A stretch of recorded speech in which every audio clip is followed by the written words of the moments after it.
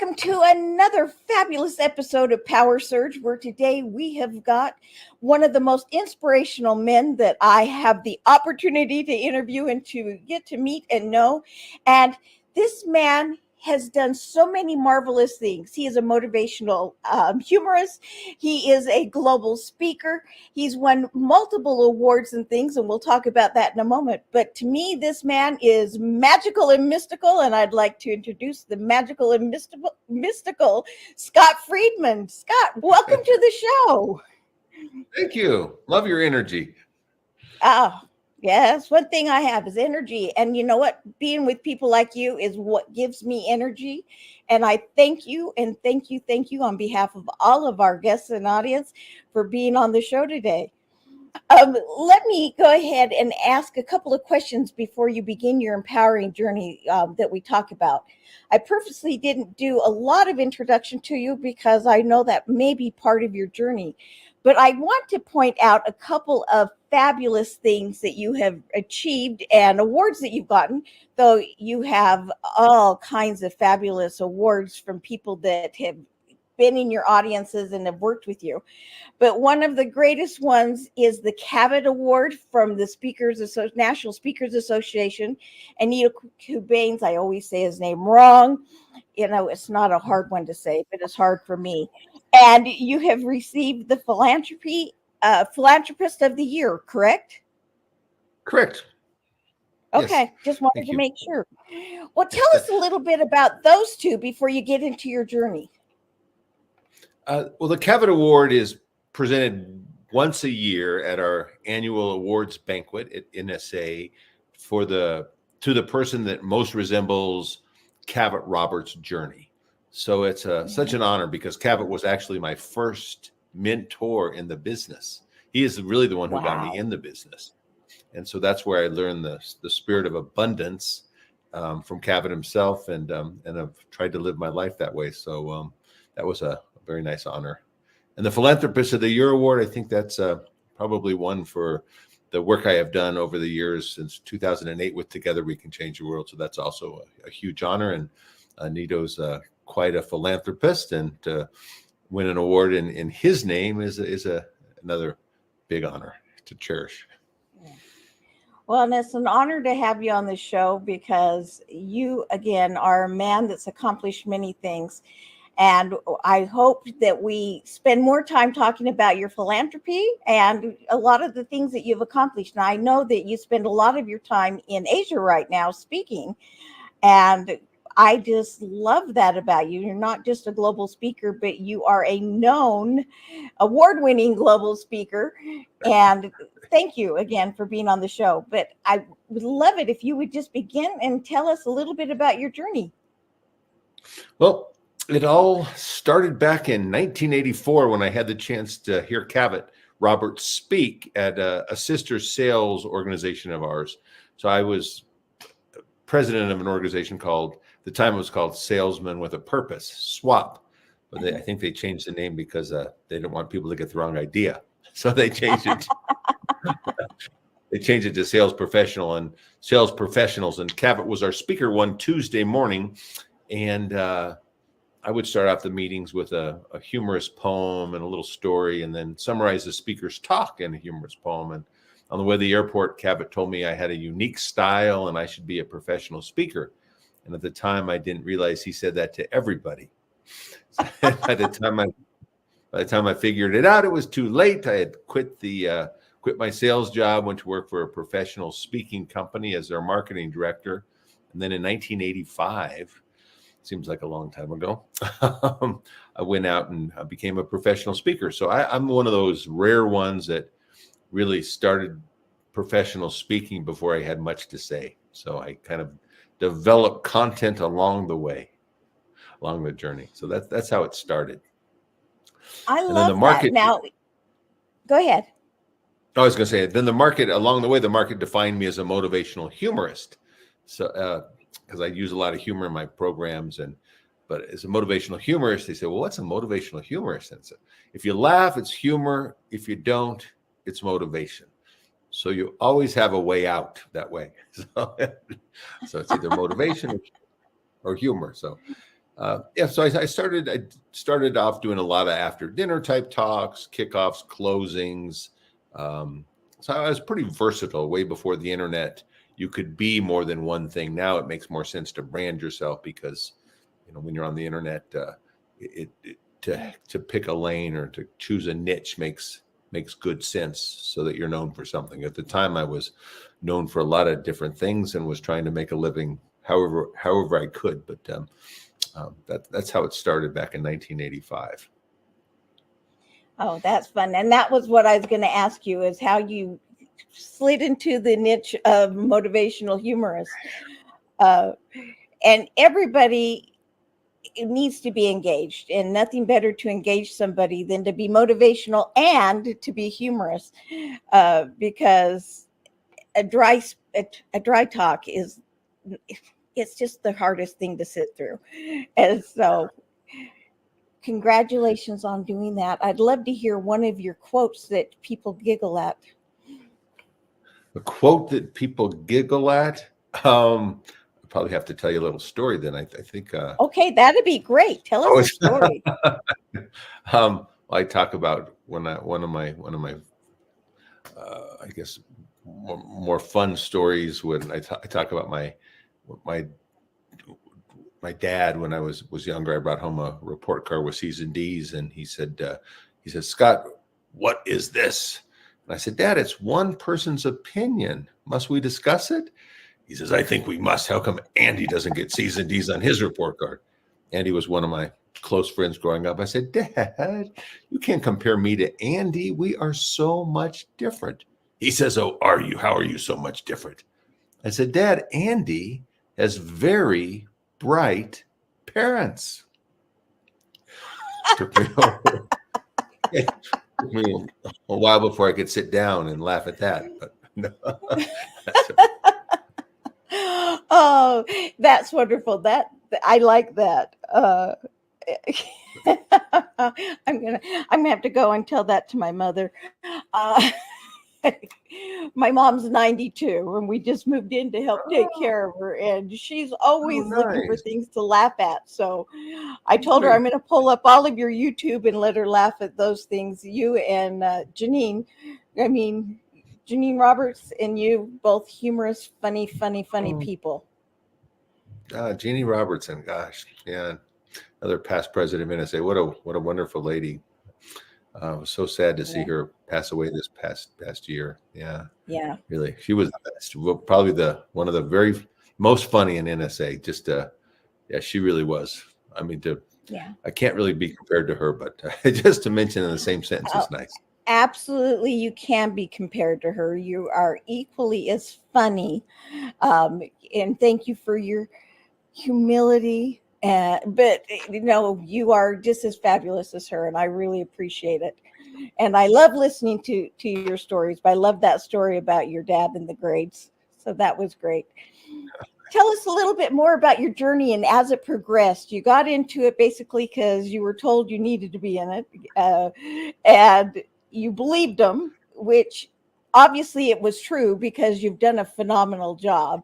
So he didn't just say it to everybody. In this case, he meant it.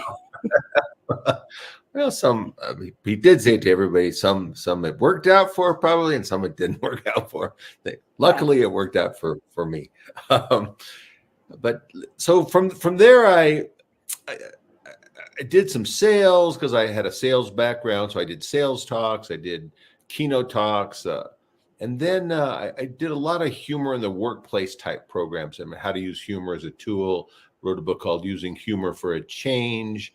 Then a book called Punchlines, Pitfalls, and Powerful Programs, which I rewrote later and updated it and called it Happily Ever Laughter, how to engage in the audience. And so I started in the youth market early on when I first in 1985, and used to speak to a lot of the vocational organizations like FBLA, Future Business Leaders of America, and DECA, and FFA, and so I would do a lot of high school graduations, and really loved the youth market for quite a while. And then I got into the adult market after a few years, and doing humorous, motivational type talks on leadership and again humor in the workplace, and did that. And then in 2004, 2005, I became president of the National Speakers Association. And my big project for the year was a global speakers summit in Singapore. So at the time, as a president of NSA, if you wanted to do an extra meeting, you could add. They would support that, and most presidents didn't because there was always a lot of work. But I'd always had this dream to do an international speakers conference, and it was really more of a celebration of the industry, where we had a speaker showcase. We invited HR directors, meeting planners, event planners. And we had 300 speakers from around the world in Singapore in 2005. And I'd already done a fair amount of speaking in Asia at that time. That started in the late 90s, actually. Most of my stories start with a girl. I was doing a program on a cruise ship called "What's So Funny About Being Single." So I would do these singles programs that would give me a chance to meet single ladies, and if I could do the opening program, then I would have a better chance, as long as the program was good, of course. Anyway, so I met my cabin steward had just graduated from a hotel restaurant marketing school in Cebu in the Philippines, and I thought I died and gone to heaven. She was such a lovely young lady, and this was in the late 90s, and I called my friend who was doing programs with the Singapore government. I said, "Abe, I think I've fallen in love. Is there any chance you could introduce me to your client at the Singapore government?" And he did. And about a year later, I had my first program with the Singapore government. By that time, Maria was her name, was married and pregnant. But I discovered Asia in 1998. So, and that became a big part of my life. And then 2004, 2005, when I had a chance to serve as president of NSA, we did the Global Speakers Summit. And then that even opened up further the opportunity to do global speaking in Asia. And then, of course, when you're doing HR conferences in Asia, it leads to more speaking in the Middle East and around other parts of Asia, because there are people that attend from all over, and then you get spin-off business. And so that really opened up even more of a global business for me. And so now I spend about 125 days a year in Southeast Asia. But about, I guess it's been like 13, 14 years ago, well, back up a little bit further than that. So in 2008, then I started Together We Can Change the World with Janice Stanfield, a good buddy of mine she's from Nashville. And she was both members of NSA, and at the time in 2007, I was speaking to Alcatel-Lucent in Phnom Penh. So the senior Phnom Penh, Cambodia, the senior VP of Alcatel-Lucent at the time wanted to take his 100 top leaders from Asia Pac to Phnom Penh so that he could teach them that there's a lot more important things in the world than falling stock prices. That was in the stock-com bust. And so we spent an afternoon in the killing fields in Phnom Penh. And then the next day we built houses with an organization called Tabitha. And it was amazing to watch these the new inhabitants, the new homeowners move into their homes, which really, still didn't have any plumbing, and but Right. Nice enough houses. Anyway, but I've just to say to ourselves, with what we're used to, wow, what are they coming from that these are such a step up, and but to see their gratitude and how appreciative they were of what we were giving them, and it was just so special, and that's really when I realized, wow, I need to play a bigger game than give back more than I am now. So that's when the impetus for Together We Can Change the World started for me. Janice Stanfield had supported some orphanages in Bali, Indonesia, and we decided to do a speakers tour. So we took 6 speakers over. We found a promoter in Bangkok, and he basically paid for our way over. And we did programs in Bangkok and Kuala Lumpur, Malaysia. And then we visited along the way orphanages and women's shelters. And it was such a moving experience that we thought, wow, let's do that again. So we did it again, and then we basically, that became the foundation of Together We Can Change the World. So we've been a 501c3 now out of the U.S. so we've been around for 15 years. So that would have happened about 3 years in. So for 12 years, we've been a 501c3. And it's a very unique model. We do 2 speaker tours a year where we bring speakers and most of the time authors as well to Southeast Asia. And right now we serve 6 countries. We serve Cambodia, the Philippines, Myanmar, Thailand, Malaysia, and Vietnam. And so we do 2 of these tours a year where we bring speakers along. We do leadership conferences where we match the business community with the causes that we serve. And then we raise money for those causes. And it also gives speakers a chance to speak in Southeast Asia. And most of it is C-suite, HR directors, that type.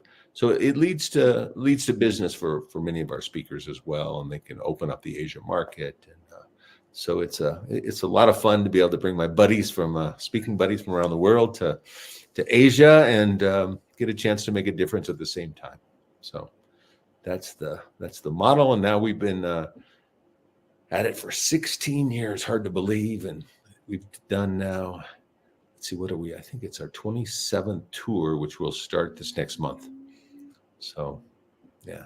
Oh, that is wonderful. Now, if we wanted to help out with your philanthropy and Together We Can Change the World, how would we contact you and get in touch so that we can do that? Well, so you could send me an email or a WhatsApp. My email address is scott@scottfriedman.net. And my WhatsApp is +1 720 261 3534. Let me put that in there so that we can actually get that on screen. Give me just a second. Is sure. +1, of course. And then tell me the number again. 720 261 3534. 3534. All right, let's get that up so that people can see it. And WhatsApp him at 720-6. Try that again. 261-3534. Is that correct? That's correct. I typed it right. You know, sometimes I have dyslexic fingers, and so I don't always type it right. So yeah, no, we'll want to get in touch with you. And the other thing that we have is they can learn more about the organization going to TWCCTW and .org, and they can learn more about your organization that way. Is that correct? That's correct. Yeah, you can see some of the causes that we serve. Awesome. Yeah, I love doing that. And I'm going to go in and because I'd love to be involved in that. Great. Let me just send this off real quick to remind myself that I'm going to go and serve there. I did a service mission in Peru and Bolivia a couple of times, and it was so much fun and so enjoyable. And like you said, these people come and you do these things for them, and they live in such humble circumstances. And they are so very, very grateful. But I've also found that there are very happy people, and they're not as caught up in some of the things that some of the people we know are caught up in, and it's into monetary gain. If I don't have enough of this or enough of that, then I'm not going to be happy, which is really quite sad. There's enough for everybody to go around, but happiness is a key thing, and that comes down to gratitude and attitude. Have you found that to be true? Oh, no question. I think the lesson I've learned from Together We Can Change the World is there's people by our standards that have it a lot better, that figured out a way to be miserable, and there's a people that have a lot less than we have that have figured out a way to be happy. And I truly believe that happiness starts with gratitude. That if you're appreciative of what you have and you share it with others, that that really is the key to the key to happiness, because abundance flourishes in a grateful heart. Oh, I love that. A grateful heart. And one of the things that you help people do, having a grateful heart, is celebrate. And you are the chief celebration officer. I love that. You've written several books about celebration. Tell us a little bit about that. Yeah, so about 14 years ago, as I was looking for ways to expand Together We Can Change the World and figure out how to best provide speaking opportunities for my speaker colleagues, I Mhm. switched my brand basically and started writing books on how celebration impacts productivity and performance. And that way it would serve as my calling card to get in these big HR conferences in Asia. And then once I formed these relationships with the promoters, then I could invite my colleagues from around the world as well. So it's been a good model, and the books have done well, and they've served me well. So, and it's a lot more. It's very fun to speak on celebration. So and how it impacts the workplace. So it's really about creating a happier, healthier workplace. And we define celebration in the books as acknowledging all that is good, the good work that you do, the people that you do it with, the people that you do it for. It's when your to-do list becomes your done list.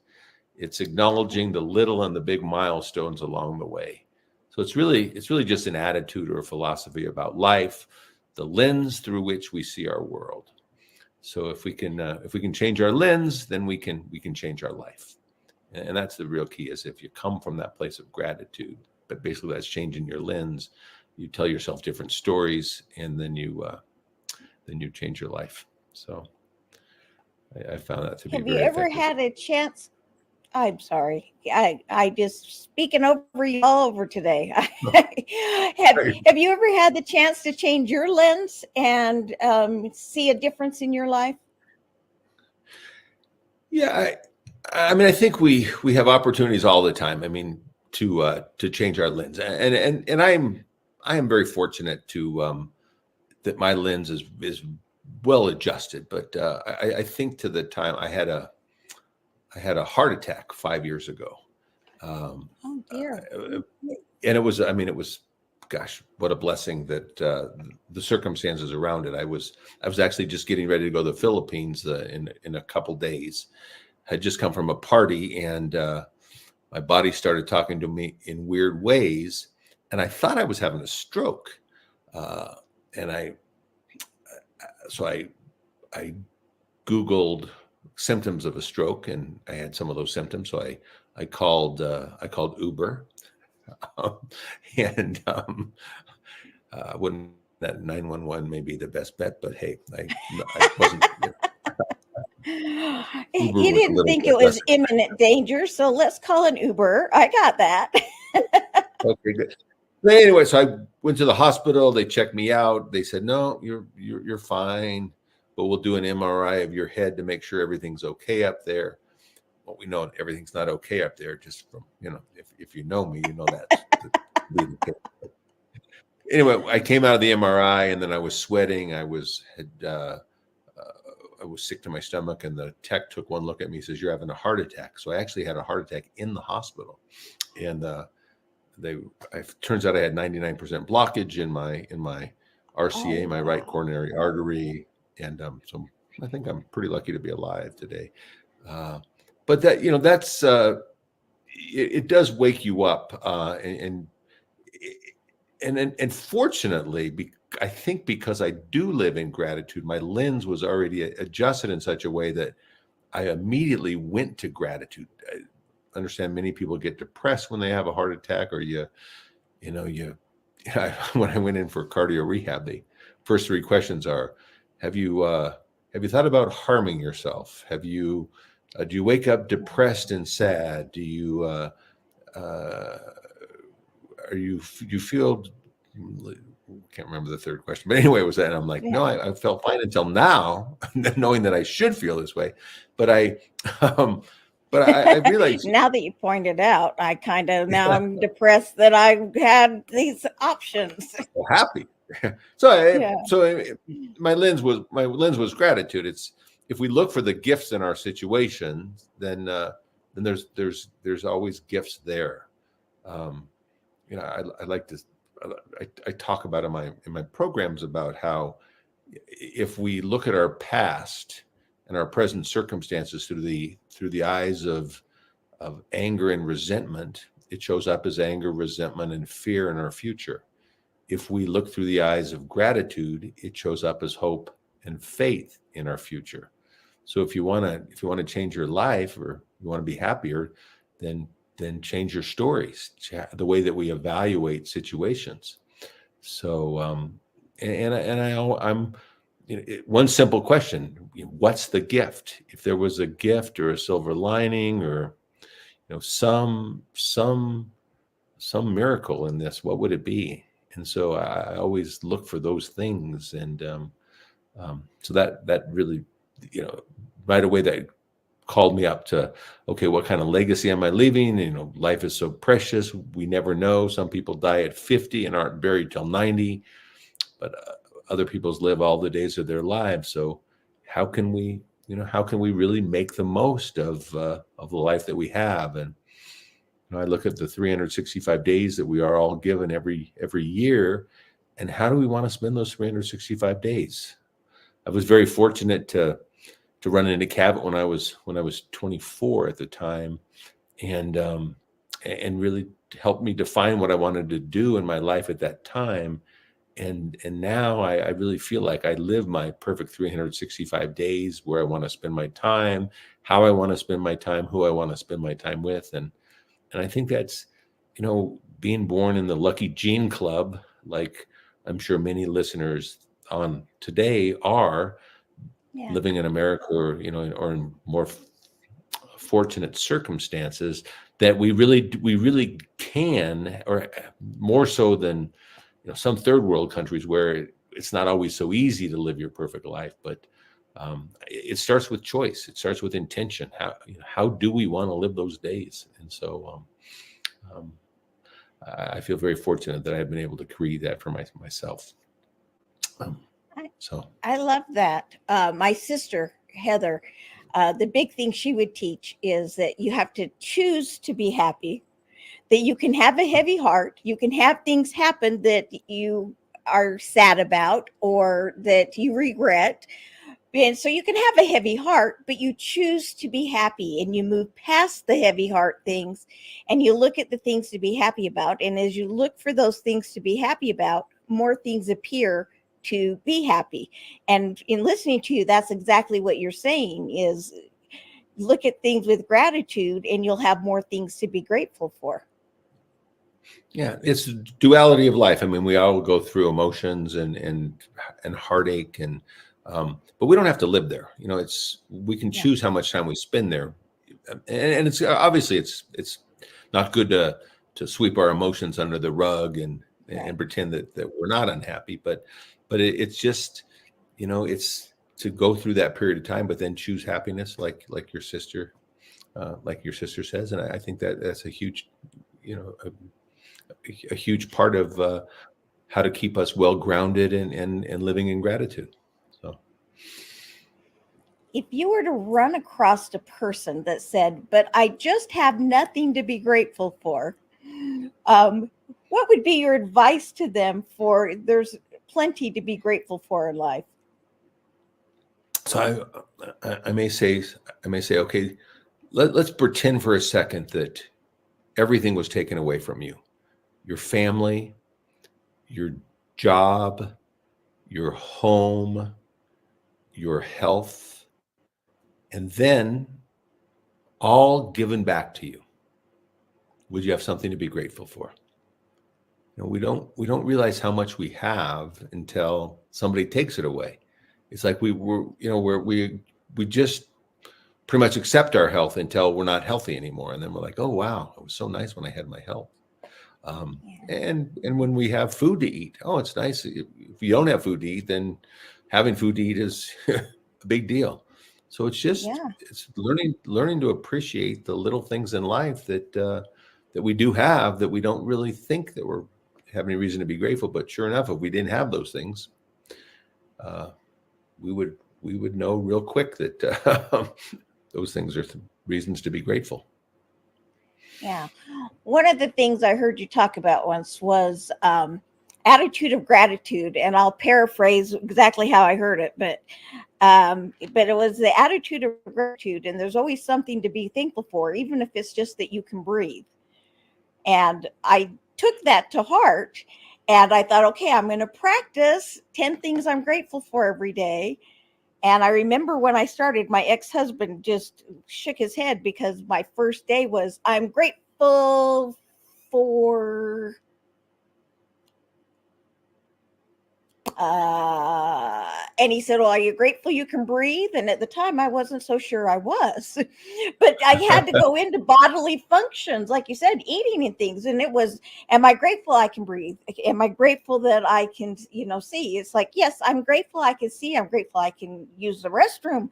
I'm grateful I can hear. I'm grateful that I can taste the taste of food. I'm grateful, you know and I had to go into bodily functions, quite frankly. And uh and I got past that to where now, like you, I automatically go to gratitude. And when something dire happens, or something that is like, oh no, instead of getting caught in the, oh, why me, or I can't believe this just happened, I'm grateful for the opportunity to grow and develop. And my mind kicks into, okay, what exactly is it that you're grateful for? And I give credit to you for that. And I appreciate years ago that you said that, and I was able to incorporate that into my life. So kudos to you on that. Oh, thanks.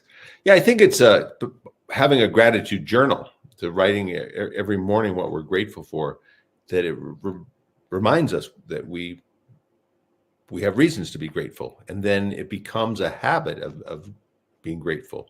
Because it's very easy to wake up in the morning and look at our to-do list and what's not working in our lives, and be depressed about it, or just be anxious or stressed about what we have to do. But if we just start the mornings by just saying, hey, what do I have to be grateful for? So start out before you have a chance to think about what you may have to do in that day. Is just start out by, okay, let's just count our blessings, because when we count our blessings, we have so many blessings to count. But it's all where we focus our energy and our time. So Yeah, and I think it goes back to what you just said a moment ago, where if everything were taken away from you, and it was given back, would you be grateful it was given back? And I think that's something that's important. Okay, folks, I think that's something important for you to write down, and start doing those things that Scott has suggested that you do, and find a way to have that gratitude and that attitude that there are things to be grateful for out there. So I really appreciate that. I think that's yeah, wonderful advice. yeah. I talked there. We interviewed one of my old mastermind members, Mary Laverty, who wrote a book called "Stop Screaming at the Microwave." And I used to Yeah. have a handle on it, but it broke. Too fun title. Um, and she's had this concept of what she calls the best of the best, that I've adopted over the years. But basically, it's when her kids were young and they would sit around the dinner table as a family. She would, before they would start dinner, she says, "Okay, what good thing happened at school today? Tell me something you're grateful for that happened at school, or just something you're grateful for."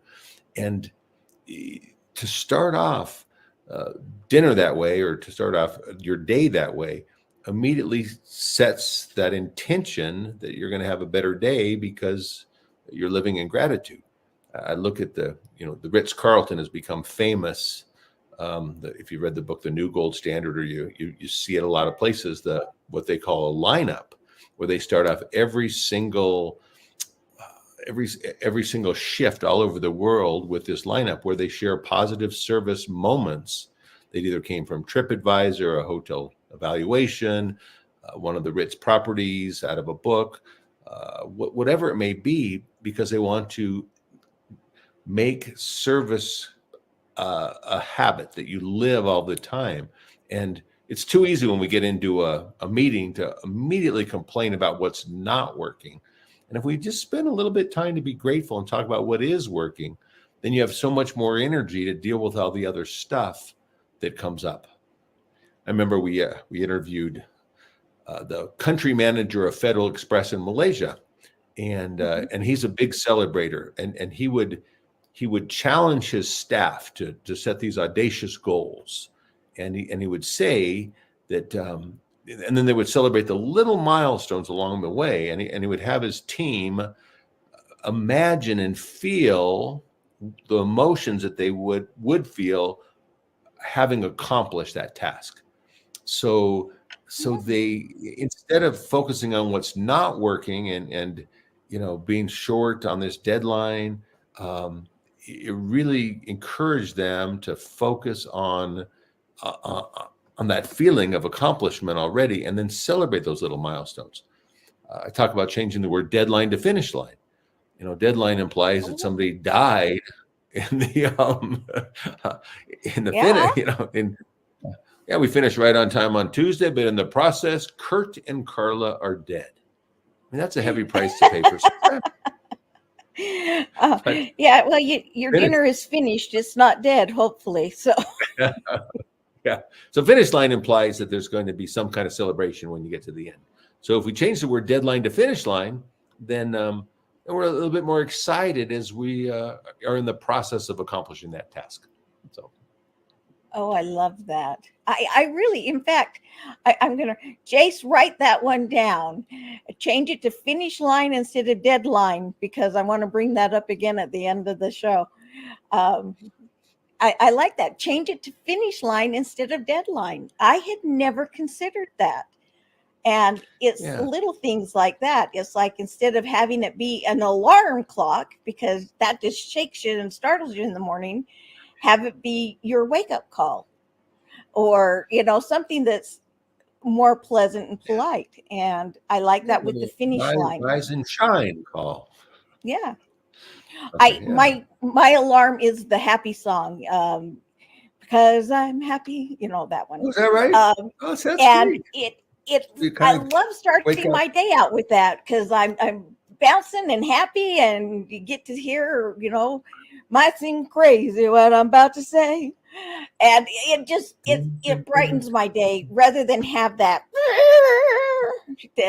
makes you go, holy so you set your alarm to that. Oh, that's great advice. I love that. I'm stealing that.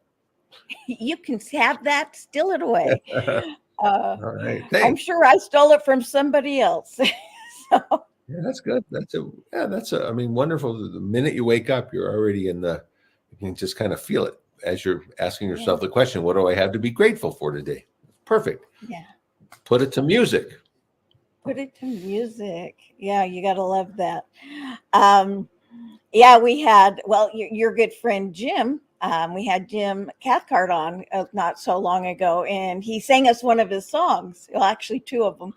And it was wonderful, because it was a reminder that there are so many things that we can do that lift our spirits. Music is definitely one of them. Music is definitely another one I think really lifts our spirits, though. And it's something that you stand for immensely. And that is with Together We Can Change the World, is serve others. When you serve others, you can't help but be grateful. Yeah. They're saying the fragrance always clings to the hand that gives roses. So you can't be in service and not feel good about what you're doing. All right. That's another one I got to write down. Fragrance sticks to the hands that fragrance hold clings the roses. Sticks to the cling. The hand clings to the hand that gives roses. And that gives, I'm sorry, I don't write faster. Darn it. There's so much I want to write down while you're talking. Fragrance You know, clings to the hands that give roses. yeah, I it gives love roses. that. Yeah, that's nice. And Um, what Winston Churchill's famous line, "You make a living by what you get, but you make a life by what you give." I mean, that's always been one of my favorites. And then the old Luciana de Crescenza said that we are all angels, but with only one wing, and only by embracing each other we fly. So it's oh, that is beautiful. That yeah. that is beautiful. My sister Heather, full of wisdom, one of her other quotes is leave a legacy. An inheritance is what you leave for other people. A legacy is what you leave in other people. And That's nice. that's one of the things you do with your service is you're leaving legacies in people, changing lives. And that's so powerful and important. Yeah, and that's the one of our mottos for Together We Can Change the World is the life you change will be your own. So we go out there to help others, but really what we're doing is we're helping ourselves. We're changing ourselves because you know, there's no better feeling than helping others. I mean, that's, yeah, I would say most people get their joy out of helping others. Um, Right. and when people say, "Oh, you're such a nice guy to start Together We Can Change the World and be involved in others," I'm like, it's really kind of selfish because that's where the greatest joy in life comes from. So might as well live your life in joy by helping others. So it's it's kind of one of the little secrets. So it's not being, it's really more, it is kind of being a little selfish because where I get my jollies. I like that. Well, now, and that really leads me to the question, and I know somebody else out there is wanting to know this answer too. In fact, all of you are going to be grateful for it. You have an attitude of gratitude. You serve others, and it gives you the jollies. It makes you happy, so you feel like it's selfish. Which, to me, that in itself is telling, and not because you want to be selfish, but because you see that service is self-fulfilling in addition to helping other people. Where do you think this attitude of gratitude stemmed from? Where do you remember first having that attitude of gratitude? Um, I a lot of it.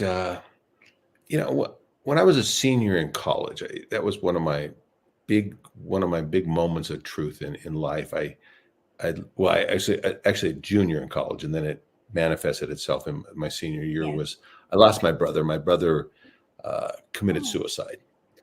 And I was going to school in Spain at the time, and I came home and trying to find meaning in it all, and and my life didn't have any meaning at the time, and then I came to find out the worst things in life have the seeds of the best, and it's how you choose to use them.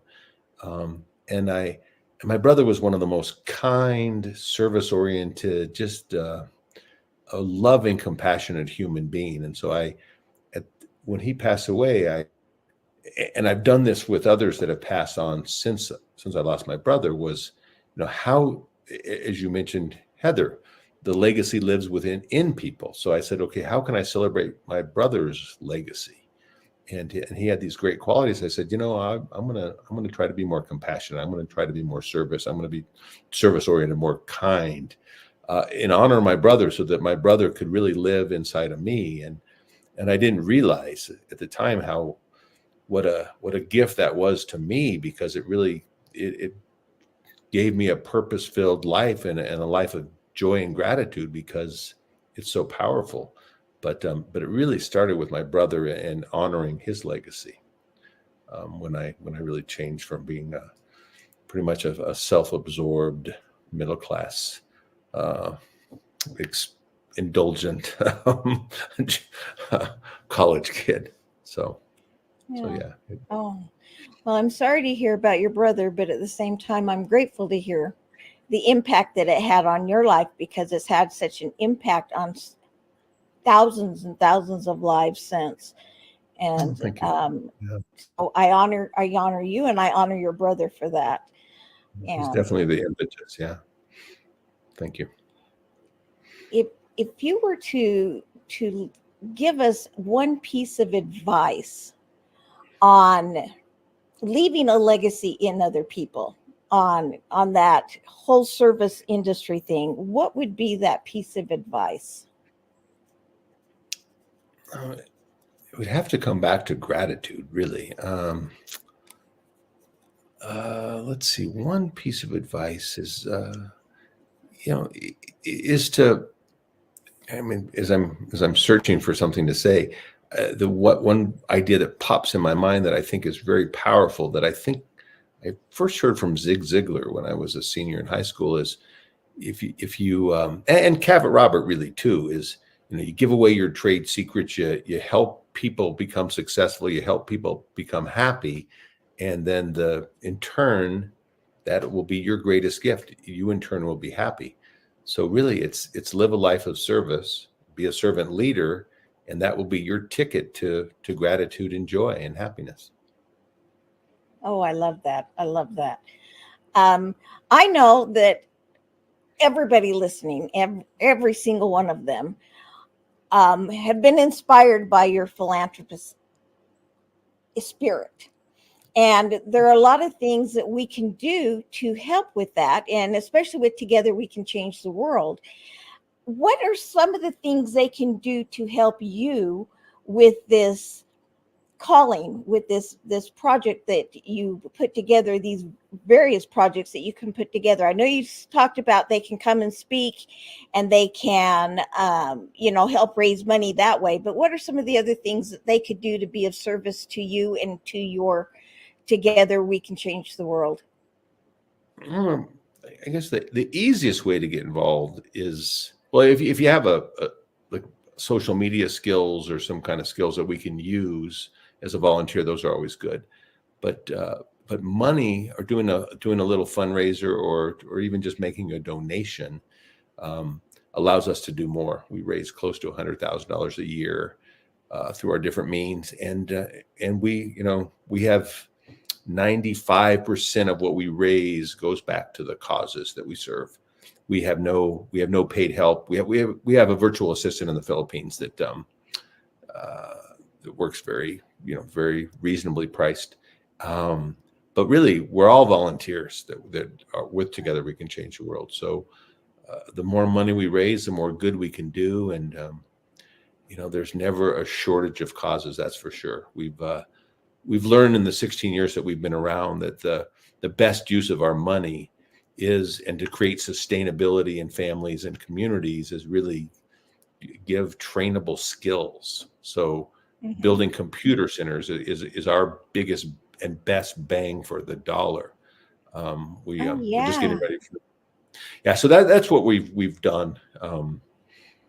We build a lot of computer centers, and then we support education in whatever way we can. Besides the computer centers, we, you know, from the hierarchy of needs, if kids are hungry or they're in pain, then it's very difficult to study and to become educated. So that's kind of where it starts, is making sure that kids are eating nutritious food. So we took Food for Good in house a while ago. A man that I had met when I was speaking in Malaysia some years ago had an organization called Food for Good, and for every meal that they would serve, or for every meal that people would buy, they would serve a meal to a hungry kid. But it became such a popular restaurant that they fell 20,000 meals behind.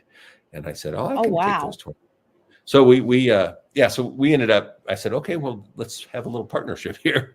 I can help you with those meals." Yeah. And so we got involved in a lot of different feeding programs, and then eventually we took Food for Good in house, so it's now under the Together We Can Change the World umbrella. But so we serve a lot of meals, and but mostly we teach skills. We've Yeah. built some hydroponic greenhouses. We build industrial kitchens. During COVID, we realized that many of the Good Shepherd Sisters programs we work with in Thailand, since people weren't visiting during COVID, and They weren't Right. buying a lot of these amazing design goods that the ladies would make. Um, we had to figure out a better way, and so that's when we started with the greenhouse idea and really farming, organic farming, and some different things. So yeah, so but it all boils down to sustainability. How do you create happier families, and give those less fortunate a chance to earn money with skills that they develop. So Well, and that goes along with the saying, give a man a fish and you feed him for a day, teach him how to fish and you feed him for a lifetime. And that's what you're doing exactly. is you're teaching them how to fish so they can, eat for a lifetime. Uh, I talked a moment ago about my mom that's 92. One of our projects that we did in South America was with an orphanage. And she did two things that I was so proud of her for. She's like, at the time she was retired already, and she's like, I just don't have money to spend, but I've got fabric here at my house. And so she made pillowcases and Mm. she sent pillowcases to all the orphans. And I'll tell you what, they were thrilled beyond words. But what she did that goes along with what you're saying, and all of you can do something like this, is she had like a yard sale where she told everybody, I'm selling these pillowcases to raise money to go toward this orphanage. And so, you can have a bake sale, a lemonade stand. It doesn't have to be some grandiose thing. It can be something as simple as, I've got extra fabric, I'm going to make pillowcases, and Yeah. you can raise money to do it that way. And you'd be surprised at how much people will pay for a pillowcase when they know it's going toward a good Right. cause. And many of the people that bought them, and I don't even remember what she asked for them. I'll just say $5 because it's a number, but I don't remember. But you say, I want $5 a pillowcase, which is kind of expensive, and they'd go, let me give you 20. And that was Yeah. just what people would do. Or, here, let me give you 6. Or, so that's something. If you don't feel like you have the money just to donate, do something small, or what you consider small, and you have your own fundraiser. Lost my ear. That's not a good thing to do. There, now I can hear again. So yeah, I think you mentioning do fundraisers. That's a phenomenal idea.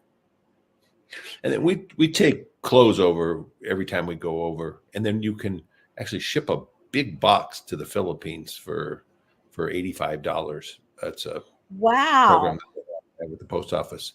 But yeah, we and then that's another great fundraiser as well, is to collect clothes from your friends, and then have a little clothing sale with that purpose of raising money Yeah. for the different causes. So, but yeah, because it can always use clothes, and so that's Yeah. one positive way to help out. And yeah, I like that. Clothes, and that includes shoes and socks and t-shirts and pants and dresses and blankets.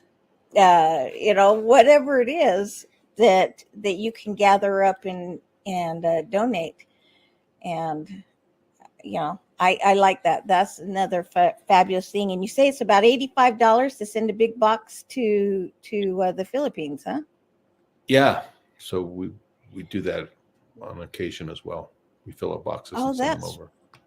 that's So wonderful. And they can just get in touch with you again on WhatsApp, or go to your Together We Can Change the World site, right? yeah, And or you'll tell my them email address is how good to too. send them to, or let's put in, Jace, will you type in his email address? Scott, would you give that to us again? Sure, it's Scott at scottfriedman.net. There it There it is. He is. got that in there so fast. He Popped is so right up. good. I love that boy. I Scott bet at that was there before. scottfriedman.net. I put in the phone number, but I didn't get fast enough to get put in the email. So that is fabulous.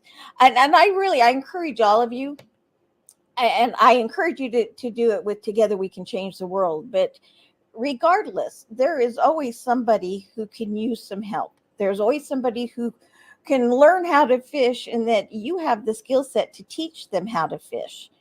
And remember that when you do that, it brings you joy and happiness and growth. And it brings them joy, happiness, and growth. But it's also the ripple effect. You teach somebody how to fish, they can now teach someone else how to fish, who can teach someone else. And now all of a sudden, you've got communities that are no longer starving for whatever it is that they're wanting and needing at that point in their life. You've got So, fish all over the place. yeah. Now fish is like overflowing. It's a huge pond with lots of fish. Yeah, I perfect. love that. I love that. What would you like to leave us with in closing out the show? Because we're at the top of the hour. Closing out the show, give us one thing you would like to leave us with so that we remember to do it and to do it gratefully. Yeah, how about living life with more intention? That look at your 365 days a year, and what are you? Three questions. What are you doing that you love doing? Do more of that. What do you love doing that you're not doing? Figure out a way to bring that back into your life. And what do you hate doing that you'd rather not do? And then figure out maybe a way that you're to get rid of some of that.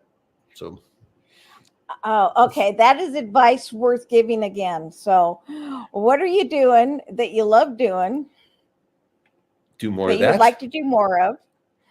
What do What are you you doing love or what are you not that you're doing that you love to yeah, do? Yeah. yeah. What do you See, love doing that that's you're not you doing? say it because I'm getting it wrong. I What do you I got like? the Either context, but I'm not saying it right. no, it was hey, either way is fine. It works both ways. What do you love doing Yeah. that you're not doing? Figure that way to bring that back into your life. And then what are you doing that you don't really like doing that you shouldn't be doing anymore? And I think that with every passing day, and you see how crazy the world is these days, we need to be living our best selves.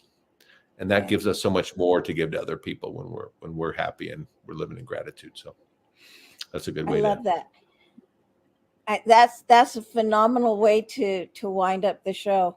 And I'm going to tell everybody and put in my 2 cents worth when he talked about what do you not love doing, find a way to stop doing that. One of the things to stop doing those is to remove yourself from the situation, and that may mean find some new friends, yeah, that's and exactly right. and surround yourself with others that are having an attitude of gratitude or who are in service to others. And you don't have to get rid of all of your friends, but definitely choose the Hopefully. friends that are best for you, and make some new friends in one way or another. And Love it. and I love that. And I love that you're a new friend for all of us and that we're going Thanks. to learn and grow Me and too. prosper from this. And with your permission, I'm going to steal some of the things that you said about us today and use them in my Monday show, Karenisms, and where Mm. we just share ideas and thoughts. So, everybody, I'm going to steal some of his ideas and Karenisms, and that's at 10 a.m. Pacific time, 1 p.m. Eastern time. And then again, Power Surge, join us every week for fabulous guests.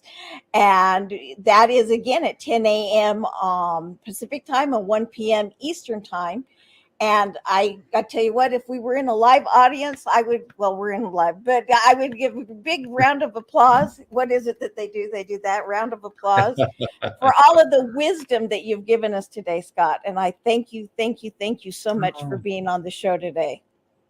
Well, thanks for your wisdom and the wisdom of your sister as well. And thank you for asking me to be on. It was a real pleasure. Thanks. All right. All right, everybody, I've loved having you here. Mwah. Ciao for now.